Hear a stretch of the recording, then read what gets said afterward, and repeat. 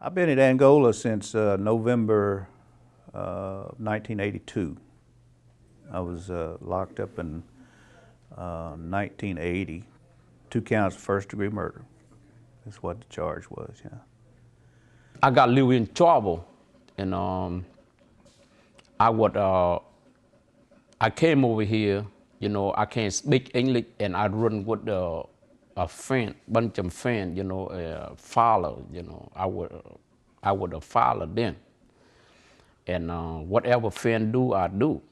That's how the follow do. Whatever they see people do, they do it. So young and stupid, that's how.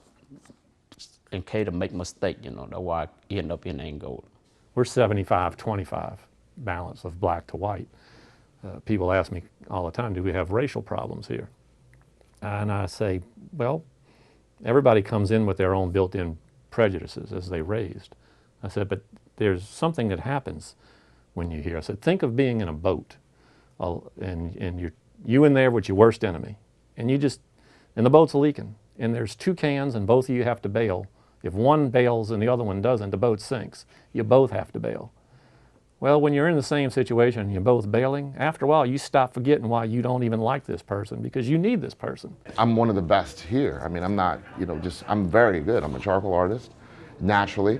I'm a natural public speaker. I'm a natural writer.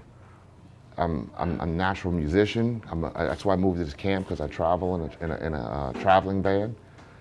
I have developed all these different things, but nobody else in my family has. And so I believe that it was meant for me to do this. It was meant for me to go through these struggles. And even in some sense, maybe I'm a Trojan horse, I don't know. But I know that I'm getting back. I would say that I am a Christian. I believe in Jesus. And my life is for him. A lot of people don't have family. A lot of people don't have a sense of self-worth. A lot of people don't believe that individuals actually do care for them. And I believe that service to humanity is possibly the best work in life. And by me being God-fearing and helping a person show that they're loved and cared for and giving the compassion that they need, sometimes it actually helps the person in their care, in their disease, and it's peaceful for them.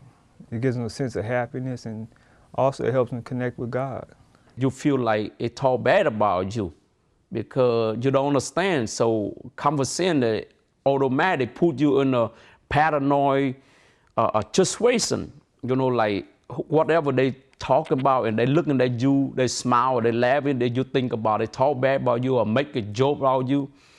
But when I came to Angola, that's my attitude kind of like real bad, real bad, because so many other Vietnamese talking about the prison, and when you watch the movie, you see how they do to the prisoner, and I got it in my mind kind of like, gotta be tough, but all this is wrong, all this is not, and you ain't gotta be tough, you be who you are. Even in prison, there aren't many like me. I've never had an Indian girlfriend ever in my life. I haven't even had 5 Indian friends in my life since I've been in the States, 30 years, and it's traumatizing to me because, when I look in the mirror, what do I see? I don't see, when I see you, you look normal to me. When I see Vietnamese or I see the blacks, I see they're normal to me. But when I look at myself, I don't look normal because I don't fit in. And that's really troubling, for me. And that's how they made me feel from the very beginning, And so the most part of me was Indian, so to speak, and so I just called myself, and everybody called me Indian, of course. And the institution, they don't list you as Native American. They list you as Caucasian. We've got a lot of lifers in this prison. We've got 4,000 lifers, per capita, the most of any prison in the United States. But half of them are first offenders because of the laws here in Louisiana. Literally, you can get a life sentence a whole lot easier than you might think. And because of that, there's a certain lack of criminal mentality. career type criminal mentality when it comes to that. They're looking for redemption. They're looking to do something to earn their way out, if it ever happens.